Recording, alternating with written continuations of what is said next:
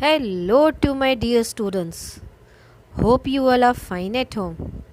And once again, this is Preeti Gupta, your English teacher from English faculty at Mount Literacy School Jhansi, is back with one more interesting topic of English grammar, that is finite and non-finite verb, which is the 8th chapter in your English grammar book. So now, if I ask you, what are verbs?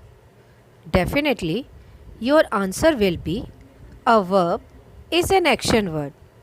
You may also say verbs are words that show action. Yes, you are correct. Verbs are action words and they show action. For example, jump, paint, skate. So now let us study more about verbs. So there are two kinds of verbs. They are finite verbs and non-finite verbs. Verbs finite and non-finite, and in the image you can see non-finite verbs are further divided into three parts, that are participle, gerund and infinitives. So let us understand what are finite verbs. A finite verb tells us about the tense of a verb and often shows agreement with the subject of the sentence. Means a finite verb changes its form according to the tense, number and person of the subject of the sentence. It means there is a change in the verb according to the person, that is first, second and third person, according to the number, that is singular or plural, and according to the tenses, that are past, present and future. Let us understand one by one. Verb changes as per tense. Now here you can see it is written, I play cricket every day. The sentence is in present tense. The next sentence, I played cricket yesterday, and the sentence is in the past tense. So here you can see when there is a change in the tense, the verb also changes. Play changed to played. Have a look on one more example. Here it is written, she eats mangoes. The sentence is in present tense. The second sentence, she ate mangoes. Now the sentence has changed to past tense. Therefore, you can see the changes in the verb. Eats became ate when there is a change in the sentence. That is why eats and ate are finite verb. Now, let us read about the second changes. Verb change as per person. All of you know, you have studied about first person, second person and third person. So, if there is a change in the subject according to the person, then also the verb changes. Have a look on example. Here it is written, I run a mile daily. Now I is first person, so we have used run. Now in the second sentence we are using third person. It is written, he runs a mile daily. Now you can see the changes. Run changed to runs when there is a change in the person. Therefore, run and runs are finite verb. Now, let us understand with one more example. Here it is written, she likes fried chicken. Now, what is she? She is the third person. We used likes. Now the second sentence, I like fried chicken. Now here I is first person. So you can see when there is a change in the person, the verb also change. So likes and like are finite verbs. Now let us study about the third rule. Verb change as per number means according to singular and plural. Here in the example, you can see it is written apple is of red color.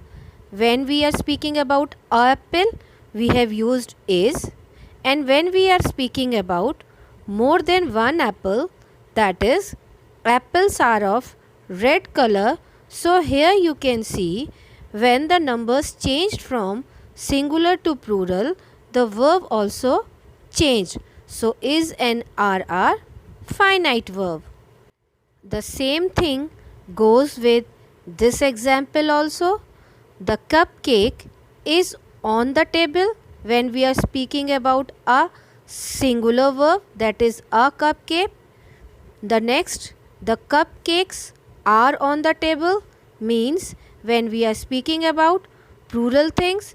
So here also is and are finite verbs. Hence, we proved that finite verb changes its form according to the tense, number and person. So now let us study about what are non-finite verbs. Non-finite verbs do not change their forms according to the tense, person and number. As the finite verb, they were changing, but non-finite verb, they do not change according to tense, persons or number. Now let us understand with example. No changes as per tense. Here it is written, she likes eating mangoes. Now the sentence is of present tense. The next sentence, she liked eating mangoes, is in the past tense. So here you can see likes change to like, but eating remains the same. Therefore, likes and liked are finite and eating is a non-finite verb. Now let us study about no changes as per person. Now here you can see it is written, he wants to play football. He is what? Third person.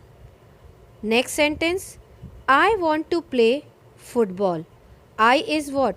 First person. So according to the person, you can see wants change to want, but there is no change in the verb to play to play. Therefore, to play is a non-finite verb.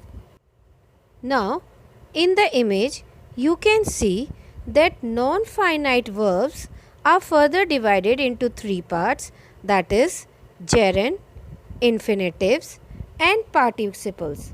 So let us now study about what are gerunds. Verbs are very versatile. They even act as nouns in a sentence. Such verbs are called gerunds.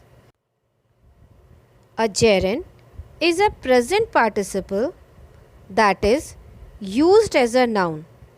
Thus, it is made from a verb by adding ing to the verb. A gerund ends in ing, but all ing words are not gerunds. Let us understand. Here it is written, her singing was appreciated immensely.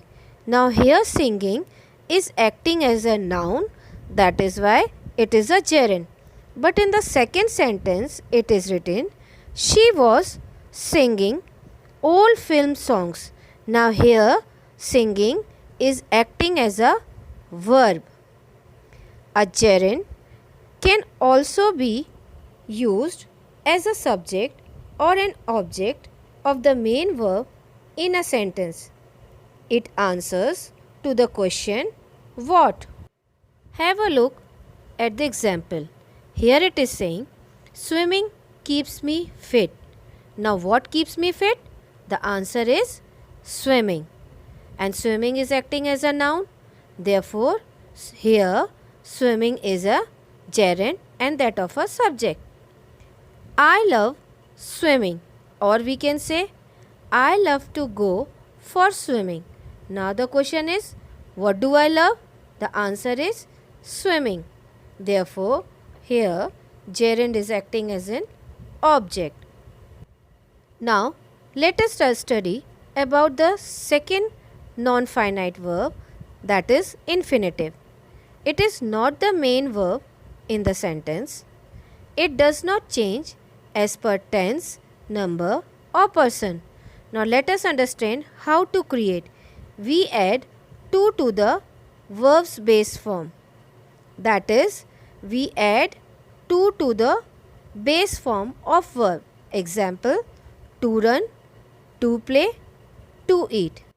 Now let us study about the third form, that is participle.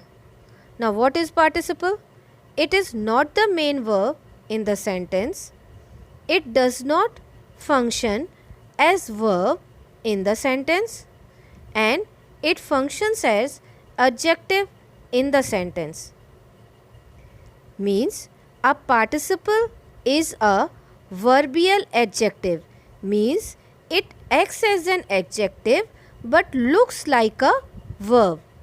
It is formed by adding ing, ed or en to the base form of the verb. Now let us understand it with example. Here you can see it is written, the necklace is an interesting story. Now the word interesting is describing the story. What type of story? Interesting. Next, they ate boiled eggs. Now what is boiled? Boiled is acting as an adjective because it is describing eggs. One more example. I sat on a broken chair. Therefore, interesting, boiled and broken are acting as non-finite verbs. Now, these participles are further divided into two parts. They are present participle and past participle. So let us study about present participle. Now, present participle is when we add ing to the verb and it acts as an adjective. In the first example, you can see it is written, I really like this dancing doll. Now here what is like? Like is the main verb and dancing is what? It is acting as an adjective describing the quality of a doll. What type of doll? Dancing doll. Second example, he jumped from a running train. Now jumped is main verb. What type of train? Running train. So what is running? Running is acting as an adjective. So it is what? It is present participle. Now the third sentence, he sold his working machine. What type of machine? Working. Therefore, in this sentence, working is present participle. Now, let us study about what are past participle. See, past participle verbs act as an adjective but they are third form.